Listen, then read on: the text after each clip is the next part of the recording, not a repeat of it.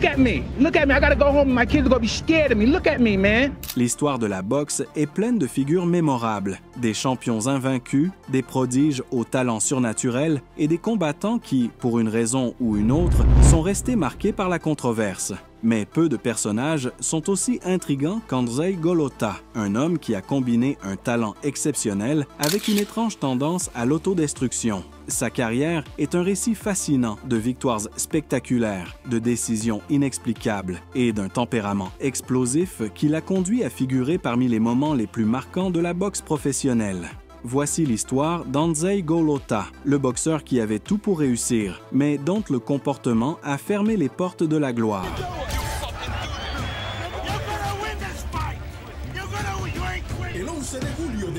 Histoire précoce et succès sportif. Né le 5 janvier 1968 à Varsovie, en Pologne, Andrzej Golota a grandi dans une famille ouvrière, dans un environnement où la discipline était essentielle. Dès son jeune âge, il se distingue par sa stature imposante, avec une hauteur de 193 cm et une envergure de 201 cm, ce qui lui conférait une présence intimidante. Son inclination naturelle pour le sport l'a amené à exceller dans des disciplines comme le football et le basketball, mais c'est la boxe qui a fini par capturer son véritable talent. À 15 ans, après s'être inscrit dans une salle de sport locale, il a commencé à démontrer un talent impressionnant. Il s'est rapidement distingué dans les tournois juvéniles en Pologne, remportant des championnats nationaux et se positionnant comme une grande promesse de la boxe. Son grand moment est arrivé en 1988, lorsqu'il a représenté la Pologne aux Jeux olympiques de Séoul. Dans la catégorie des moins de 91 kg, Golota a réalisé une performance remarquable qui lui a valu la médaille de bronze. Ce succès n'a pas seulement consolidé son statut parmi les meilleurs boxeurs de sa génération, mais lui a également ouvert les portes d'une carrière professionnelle prometteuse. Sa combinaison de vitesse, de force et de technique laissait présager que Golota pourrait devenir un champion du monde.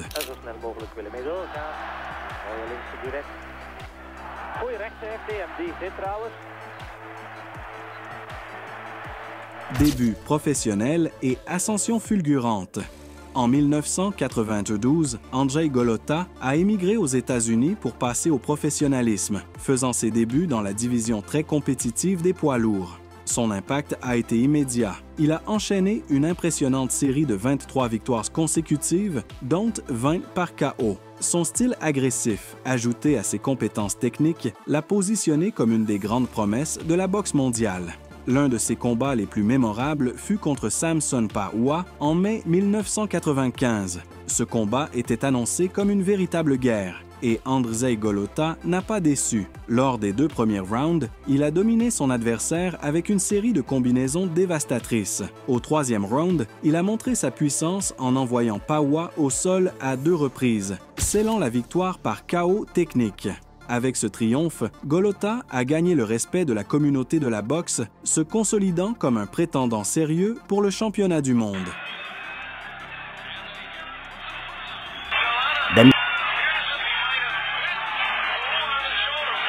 L'incident de la morsure. Malgré son ascension rapide dans le monde de la boxe, Andrzej Golota a commencé à montrer des signes inquiétants d'un tempérament volatile qui, avec le temps, affecterait gravement sa carrière. L'un des premiers épisodes à avoir révélé ce caractère explosif s'est produit lors d'un combat contre Samson Pawa. L'affrontement se déroulait avec une grande intensité. Les 2 boxeurs échangèrent des coups avec fureur, tandis que le public éclatait en acclamations et cris. Au milieu de cette frénésie, l'inattendu s'est produit. Dans un acte complètement antisportif, Golota a mordu l'épaule de son adversaire. La scène a stupéfié tant les spectateurs que les commentateurs, qui ne pouvaient comprendre comment un boxeur de son calibre avait pu en arriver là. L'indignation dans la communauté de la boxe ne s'est pas fait attendre. Le président du Conseil mondial de la boxe, WBC, José Suleiman, est intervenu et a ordonné l'expulsion immédiate de Golota du classement de l'organisation. Cet incident honteux a été le premier signe public que Golota ne se battait pas seulement contre ses adversaires dans le ring, mais aussi contre ses démons intérieurs, une lutte qui le hanterait tout au long de sa carrière.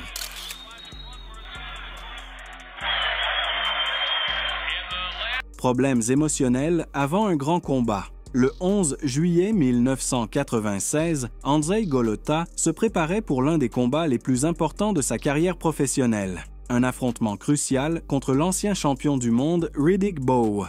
L'attente était énorme, car on s'attendait à ce que ce soit la grande occasion pour Golota de se faire un nom en tant que figure incontournable de la boxe internationale. Cependant, quelques heures avant le combat, une scène inquiétante alarma tout le monde dans le gymnase. Golota a été vu courant désespérément dans les installations, en pleurant et répétant une phrase qui stupéfia tous ceux qui l'ont vu. « Je ne peux pas le faire ». Son entraîneur et son équipe technique ont tenté de le calmer, mais ses larmes et son anxiété étaient évidentes. La scène a révélé une fragilité émotionnelle profonde que peu de gens connaissaient. Cependant, de manière surprenante, Golota a réussi à se reprendre au dernier moment et à monter sur le ring. Pendant le combat, il a stupéfié tout le monde en dominant Bowe pendant plusieurs rounds, montrant une technique précise, une grande capacité défensive et un contrôle impressionnant de la distance. La performance de Golota a été tellement impressionnante que beaucoup l'ont considéré comme le vainqueur évident du combat, du moins jusqu'à ce que l'inattendu se produise. Scandale des coups illégaux.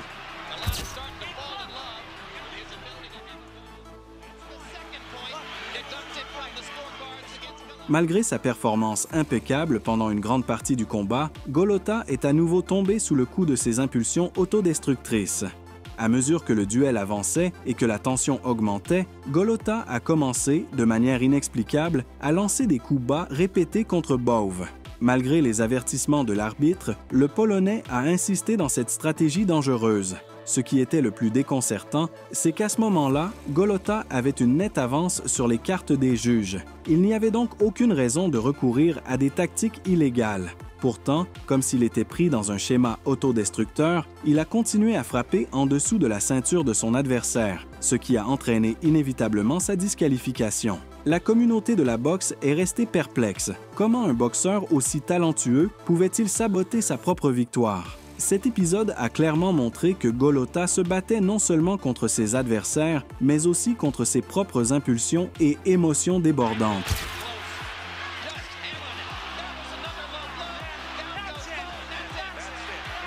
La revanche et la répétition des erreurs. Le destin a offert à Golota une nouvelle chance de rédemption lorsqu'une revanche contre Riddick Bowe a été organisée. Cette fois-ci, Golota a de nouveau montré sa domination dans le combat, contrôlant chaque round et envoyant Bowe au sol à plusieurs reprises. Le public, qui avait commencé à le voir comme une figure problématique, a commencé à espérer que cette nuit-là serait celle où le Polonais réhabiliterait enfin sa réputation. Mais, une fois de plus, les démons intérieurs de Golota sont réapparus au pire moment. De manière incompréhensible, il est retombé dans la même conduite autodestructrice qui avait gâché son combat précédent. Il a insisté pour lancer des coups illégaux, même s'il avait pratiquement gagné le combat sur les cartes. Sa disqualification a été dévastatrice pour sa carrière et a consolidé son image de boxeur talentueux, mais incapable de contrôler ses impulsions. Cette nouvelle défaite a non seulement affecté sa position dans la boxe professionnelle, mais a également montré que Golota était pris dans un cycle autodestructeur qui semblait impossible à briser.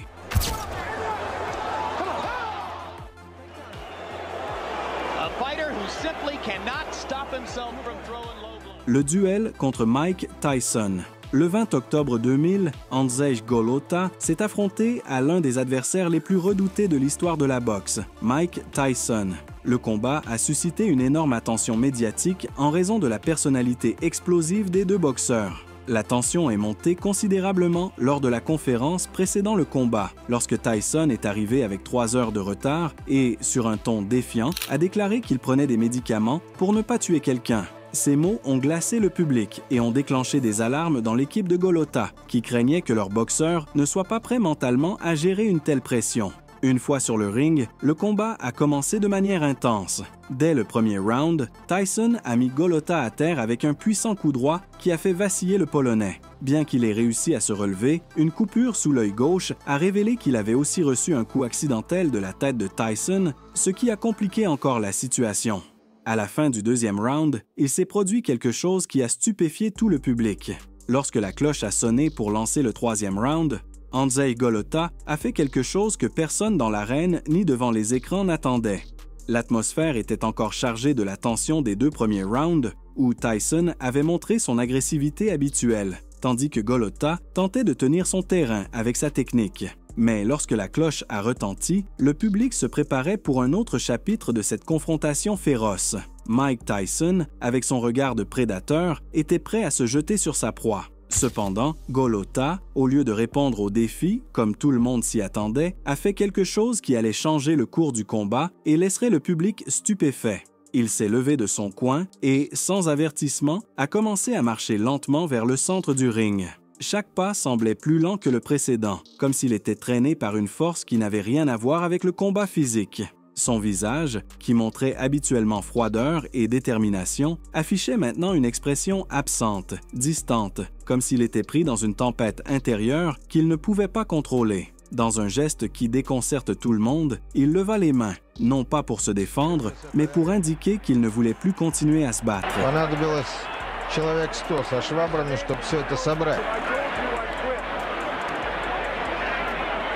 La confusion fut immédiate.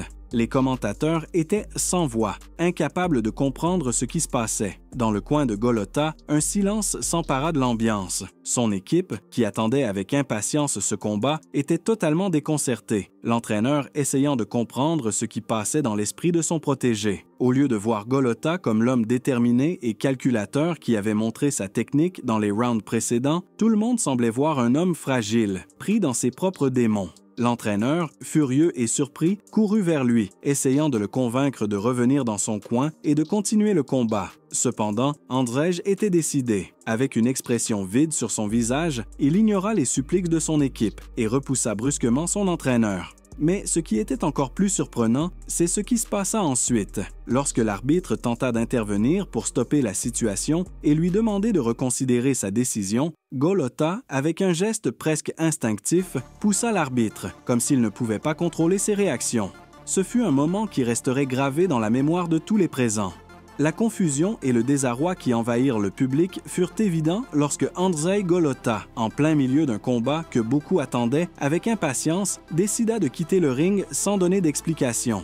L'incrédulité s'empara des spectateurs tandis qu'ils regardaient le boxeur s'éloigner du carré de combat, laissant derrière lui une traînée de questions sans réponse. À chaque pas, Golota s'éloignait non seulement du ring, mais aussi de toute l'attente qu'il avait générée tout au long de sa carrière.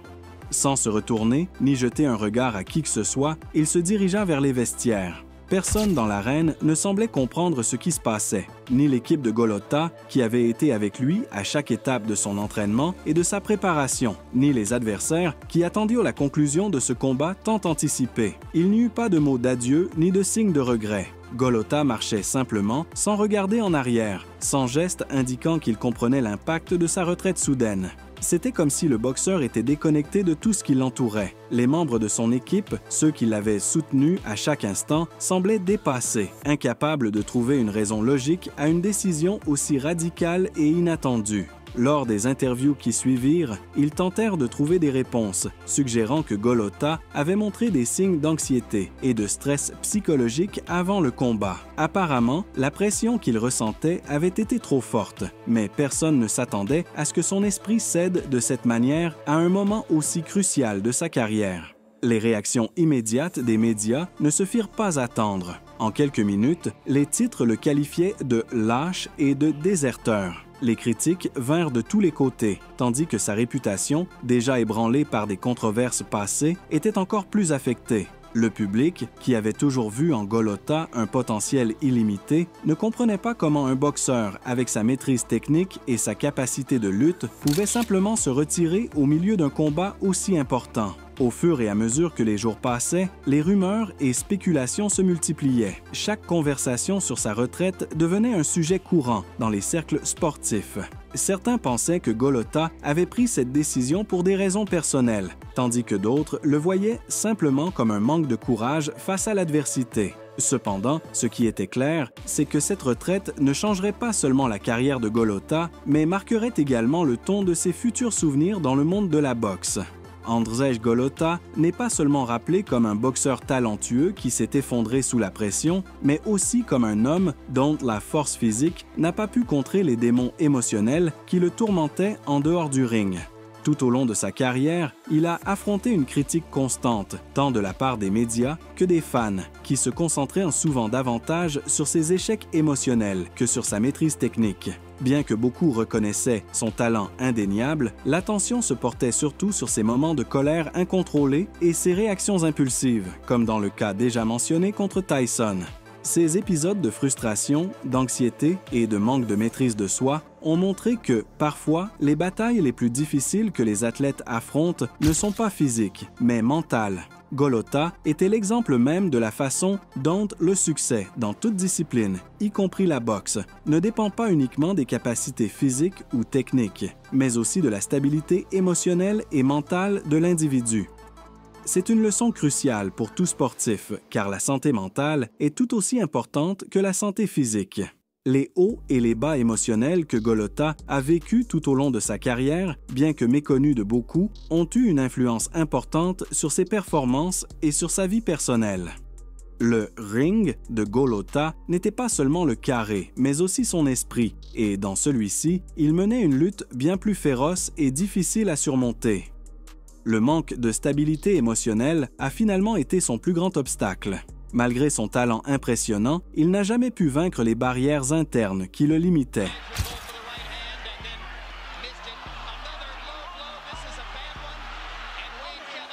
L'histoire d'Andrzej Golota est un témoignage clair que le succès dans le sport, comme dans la vie, ne dépend pas seulement de la compétence ou de la maîtrise technique, mais aussi du contrôle mental et émotionnel. Tout au long de sa carrière, Golota a eu l'occasion de démontrer sa capacité face à certains des noms les plus grands de la boxe, mais ses décisions impulsives et son manque de contrôle émotionnel l'ont conduit à gaspiller ses opportunités. Golota n'était pas seulement un boxeur qui n'a pas atteint tout son potentiel, il était un homme pris entre sa génialité et son instabilité. Un homme dont la carrière s'est effondrée sous le poids de ses propres peurs et doutes. Son histoire n'est pas seulement celle d'un sportif qui n'a pas atteint la grandeur, mais celle d'un homme dont la plus grande lutte n'a pas été contre ses adversaires, mais contre lui-même. Malgré son talent impressionnant, Golota n'a jamais pu trouver la paix intérieure qu'il recherchait désespérément. Ses moments de désespoir et ses conflits internes étaient plus grands que n'importe quelle victoire qu'il aurait pu obtenir sur le ring. Son héritage, bien qu'éclatant à bien des égards, est marqué par une tragédie personnelle qui ne l'a pas seulement affecté lui, mais aussi tous ceux qui l'admiraient.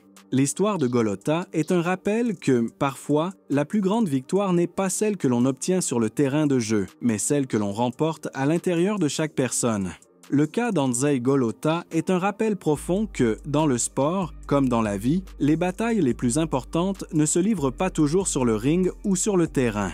Souvent, les luttes les plus intenses, celles qui définissent vraiment une personne, sont celles qui se déroulent dans son esprit et son cœur.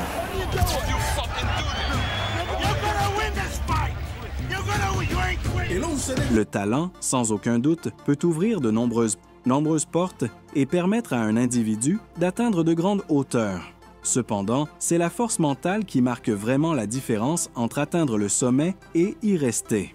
Golota, tout au long de sa carrière, a montré un talent impressionnant, une maîtrise technique qui lui a permis de se mesurer aux meilleurs du monde de la boxe. Mais malgré cela, ses limitations émotionnelles l'ont piégé et l'ont conduit à un point où même sa compétence ne pouvait pas le sauver. Cet équilibre mental, si nécessaire dans le sport comme dans tous les autres aspects de la vie, est quelque chose que Golota n'a pas pu atteindre. L'histoire de sa carrière et de sa retraite tragique du boxe nous enseigne une leçon importante. Le contrôle émotionnel n'est pas seulement essentiel pour réussir, mais aussi pour pouvoir maintenir ce succès une fois qu'on l'a atteint. Golota, malgré son immense talent et les énormes attentes qui pesaient sur lui, n'a jamais réussi à dominer ses démons intérieurs. Ses émotions, qui débordaient souvent sur le ring, étaient son plus grand obstacle, bien plus que ses adversaires. L'histoire de Golota n'est pas seulement celle d'un boxeur qui, avec tout le potentiel du monde, n'a jamais atteint son potentiel maximal. C'est aussi celle d'un homme qui, pris dans une lutte interne constante, n'a jamais pu surmonter les fantômes qui le poursuivaient en dehors du carré. L'histoire de Golota, aussi tragique soit-elle, offre une réflexion précieuse pour tous ceux qui cherchent à atteindre le succès dans n'importe quel domaine. Sans la stabilité émotionnelle nécessaire, même les plus grandes réalisations peuvent non s'effondrer. son cas n'est pas unique. De nombreux athlètes et professionnels de divers domaines peuvent trouver un écho dans son expérience. La capacité à gérer la pression, à contrôler les impulsions et à garder son calme dans les moments de stress est ce qui définit vraiment les individus qui réussissent une carrière. En observant la carrière de Golota et la tragédie de sa retraite abrupte, on ouvre une conversation beaucoup plus large sur la manière dont les émotions et la santé mentale jouent un rôle fondamental dans tous les aspects de la vie, pas seulement dans le sport. L'histoire de Golota est, à bien des égards, un témoignage de la complexité humaine, de la manière dont les conflits internes peuvent avoir un impact dévastateur sur les performances et la vie personnelle d'une personne. Sa capacité à se battre, à résister dans les moments les plus difficiles, n'a jamais été mise en doute, mais la véritable bataille, celle qui l'a réellement détruit, a eu lieu en dehors du ring. Golota aurait pu être une légende du monde de la boxe, un nom que l'on aurait souvenu aux côtés des grands champions de tous les temps. Cependant, son incapacité à gérer ses propres peurs et angoisses l'a privé de cette opportunité. Plutôt que d'être rappelé comme le champion qui a réussi à conquérir ses démons et à surmonter les obstacles, il est rappelé pour son manque de contrôle, pour sa tendance à se rendre sous la pression émotionnelle et pour ses décisions impulsives qui l'ont éloigné du succès qui semblait si proche.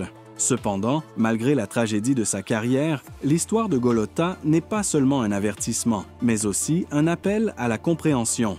Dans le domaine sportif et au-delà, le bien-être mental est crucial pour réussir à long terme.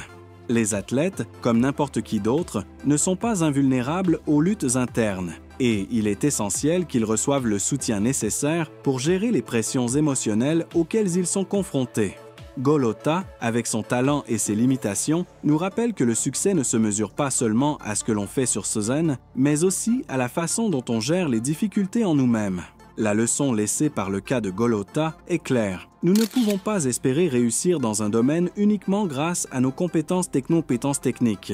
La santé mentale, l'équilibre émotionnel et la capacité à surmonter les crises internes sont tout aussi essentielles que tout entraînement physique. Golota, dans sa chute, a laissé une leçon qui reste pertinente aujourd'hui pour tous ceux qui cherchent à atteindre le succès dans n'importe quel domaine de la vie, que ce soit dans le sport, les affaires ou tout autre domaine. Sans contrôle émotionnel, tout le reste peut s'effondrer et les rêves, aussi proches soient-ils, peuvent se dissiper rapidement.